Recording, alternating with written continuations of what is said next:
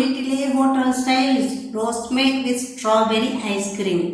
First rose milk வீட்டில் எப்படி பண்ணுறதுன்னு பார்த்துருவோம். அதுக்கு காய்ச்சி ஆற வச்ச பாலை வந்து 2 டம்ளர் எடுத்துருக்கேன். பவுடர் சுகர் வந்து பவுடர் பண்ணி வச்சுருக்கேன். சப்ஜா சீட் வந்து கொஞ்சோண்டு ஊற வச்சுருக்கேன். கார்னிஷ்காக ரோஸ் மில்க் எசன்ஸ் ஒரு 4-5 சொட்டு ஊற்றிட்டு இதோட சுகர் உங்களுக்கு எவ்வளோ தேவையோ அதை சேர்த்து நல்லா மிக்சியில் பிளெண்ட் பண்ணி அடித்தோம்னா நுர வர அடித்தோம்னா சூப்பராக வீட்லேயே ரோஸ் மில்க் ரெடி ஆயிரும்.